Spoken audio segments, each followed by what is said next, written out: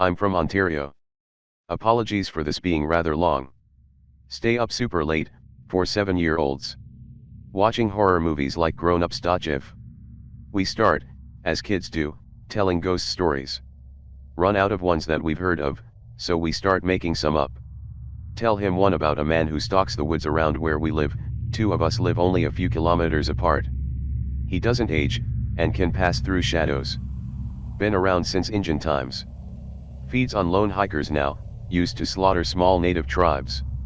We decide, even though we know we made it up, to go looking for monsters in the woods. Bring his German Shepherd with us, being 7 and not entirely retarded.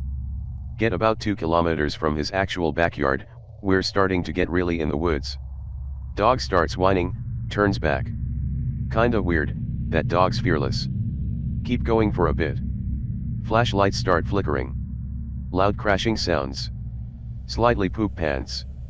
Dog flies out of nearby brush. Thank fuck, just the dog. Just stands in front of us, getting in our way every time we try and go by. Starts alternately whining at us, and growling at something ahead. We try and keep walking, don't want to turn back yet. Dude, your dog is weird. I finally realize that the dog can't block us both. When my friend, let's call him Jason, just realized I didn't name him yet, goes to get by his dog, whose name is Bear, I dart forward as well. Dog can't stop us both. Grabs Jason by the sleeve and pulls him forcibly into the brush. I turn back, make sure he's okay. Shit dude, you okay? All's well, dog won't let me up though. Spend some time trying to calm down Bear. Finally, dumbass dog lets Jason up. We keep walking for a while. Weird sounds, the typical forest at night shit still. Dog gets all weird again. Literal repeat of before, will try and stop us individually, but when we both go to get by at the same time, grabs Jason over me. Turn back again, same shit, calm down dog. Keep walking some more. Whole time, we've been making up more and more fucked up shit about the man. Spooks all wildlife, tracks his prey, sometimes for days, likes his flesh raw, and tender, implying young because it's scarier as we're kids. The track we're on loops for a long way around the woods, going through some places we've never been before, even in daylight. Start telling stories we've heard of the lone cabin that's out here, no one's ever seen someone go in or out, but there's often lights on. This part is actually true, but for the sake of the story, I won't explain. Dog's been acting more and more strangely. Usually very loud, inquisitive, and playful, even when we go out at night, used to do similar things quite often when staying at his place or vice versa, but we've never gone this far into the woods. Eventually dog acts up again, this time much worse than before. Sounds like he's crying. Nosing us the opposite way. Try and get past. Literally bowling us over every time one of us tried to get by. Same strategy as before, wait until Jason's ready, and run. Dog knows what's happening this time, already running at Jason. Grabs him and yanks him down, goes for me, I manage to trip on a root at just the right moment and flail my way by. Runs back to Jason and actually starts dragging him back down the path. Oh well, he'll calm the dog down and catch up on his own. Been walking for a while, maybe more 5 minutes, but definitely less than 10. Gone around a few bends, can't see Jason, or his light. Fork the trails. Decide to wait for Jason, don't want to get split up. Sit down under a large tree. Have a great idea. I'll turn out my light, wait for him and make him shit his pants. He'll have to walk all the way back like a little pussy. Go behind tree after turning light out. Hear a rustling noise. Huh, guess there's another dog or something. Better climb the tree in case coyotes. Hear yipping nearly as soon as my hands are on the bark. Yank myself up as fast as possible. Climb into the center of the tree, hidden by foliage. Rustling gets louder. An adult is running down the path from the other direction as fast as he can, longest hair flying behind him. Oh man, he's really fucking running, better be careful, there's a lot of roots around. Trips. Hear a crack. Fuck, he broke his leg. Probably just sprained an ankle. Starts crawling, then gets up, still moving as fast as possible. Hear sobbing coming from the man. Move to get down tree, try and help. Here's me in the tree. Head whips around. Whispers so I can just hear part of what he said. Up there kid, there's, out there. Oh fuck what? Probably talking about the coyotes, maybe there's a lot of them tonight. Go to ask if he needs help. Immediately shushes me, tells me to shut up and get further into the tree. Do so because adult said to, middle of the night. He lets out a long sigh. Guess you found me then. Oh fucking what? The wild bastards are here? Nope. There's another fucking guy on the path, must have just gotten there, walking slowly, can't really see him, too dark. They both were coming down the same fork. Second guy says something, but I don't understand at all. Nothing like any language I'd heard up to that point in my life. First guy starts trying to hobble away. Second guy laughs, walks at the same pace after him. Suddenly, first guy starts running faster than before. Second guy says something, sounds really fucking weird, and crouches down. Starts sort of half jogging, half running after the first guy, sort of like a woodsman's lope, if you know what that is, but faster. They turn the bends, I can hear the first guy snapping branches and crunching leaves and dirt. Wait. The first guy? What about the second, the one who was talking weird? Look down. Shit fuck no. He's right beneath me, looking up at me. Says something in that weird language again. Oh god, the guy we made up was real, what the fuck I'm gonna die, please I'll accept Jesus, Allah, Buddha, anything, don't let him eat me. He just stares up at me and smiles. Creepiest fucking smile I've ever seen, guy smiles like a goddamn shark, all teeth, all hunger. I am going to die. Accept it? Make my peace, hope that Jason's okay. Crying, snot running down my face, but I've accepted that I'm going to die. Guy just sits down at the fork in the road. Says something that actually sounded like English, but I was too busy sobbing to understand. What, mister?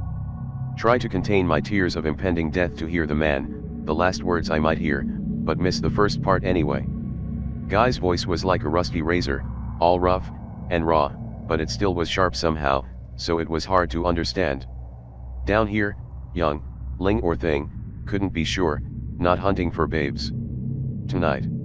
Chuckles like a sand slide, heh. Pats the ground beside him.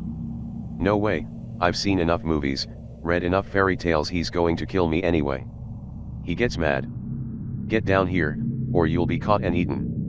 Well fuck, okay, I guess if he's going to kill me either way, may as well not make him mad. Climb down, he's still at the fork across from my tree. Pats the dirt beside him, obviously wants me to sit there. Come, young one, I swear on my own name, I shall not harm you. Read enough fantasy books for this. Fucking evil magic monster, know how to deal with that. What is your name? I manage to stutter. Says something like Nkulai. Repeat it after him. Yes, young thing. You swear. By my own name, I do. Say it all. By my name, Nkulai, I swear no harm shall come to thee, child. That's 3 times you swore. Guy smiles again, that creepy fucking smile. Clever enough, it seems. Ask him who he is. I never promised you answers, only that I wouldn't hurt you. His speech seems to be getting better and better each sentence. Maybe this monster is one of those misunderstood ones. As I think this, he adjusts the coat he was wearing. Notice the coat is made of some sort of weird fur, and is old, a bit dirty. The shirt underneath is like nothing I've ever seen. Almost looked like one of those doormats, or a boot mat, but all fabric, not rubber. Has all kinds of things hanging from a belt around his chest. Hard to see, but my mind immediately populated it with bones, feathers, and a very weird looking knife. He notices me staring, and asks, what is it, young one? He's been pretty polite, and I did get him to swear 3 times, so I'm getting a bit braver. Your knife, it's, well, I couldn't see it so well. I trail off, not sure where I was going. Yes, the knife. Would you like to see it? Hold it even. Okay, if nothing weird's going to happen. His eyes squint shut, can tell he's a bit annoyed. I swore no harm, child. Sorry. No matter, it is good you are suspicious. Pulls the knife from his belt. Thing is made from fucking stone. Whole goddamn thing is one big block of stone. He smiles as he hands it over to me. Thing weighs a ton, holy fuck. Would you like that, child? The knife. You do not accept gifts from the Fae, you do not accept gifts from spirits, you do not accept gifts from anything you don't understand, ever. No, sir, I wouldn't want to take something I wouldn't be able to treat properly. I'll stop actually typing in my stutters, but trust me, at this point it was taking me a good 30-40 seconds to get a sentence out. He smiles that fucked up smile again. Again, proof you are a clever one, take not gifts from those you don't understand. Right, but now I remember it's also a great insult in a lot of stories. Well, I couldn't take it without offering you something in return as well. We'd be at an uneven trade then. Ah, but you have nothing I want, that you can afford to give, do you? Probably not, but no one is going to fucking believe me if I don't come out with something. Well, maybe we could trade for something smaller then? I have this, and a fable, this being the flashlight. I don't need your false light, but a story is always a great thing. I will trade you a trinket for your tales, but be quick. For I must leave soon. Okay, that sounds good to me, my story is about these woods. Go on to tell him most of the made-up story Jason and I invented. He chuckles at the end. Asks me how I know all this. Well, I made it up. You tell a strong story, boy. You have earned your trinket. Pulls a bead from his shirt, presses it to my hand. His hands are cold. Cold like the ground, or the rock he was leaning on, but the bead is colder. Kind of large, but can't see its color in the dark. I must go now, but you have won this, and my respect for a storyteller. You will not be harmed in these woods. He leans in close. Oh, what is that smell? Smells like cooking and laundry and those jars of stuff in the pantry. It's nice.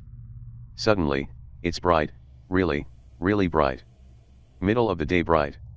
Must have fallen asleep waiting for Jason, dreamed it all. Right? Especially when I can't find the bead. Walk back to Jason's, he sees me from the kitchen, runs outside and hugs me, crying frantically. I thought you were dead, I thought the man got you, I saw you and him in the forest, but Bear wouldn't let me by, he dragged me all the way home.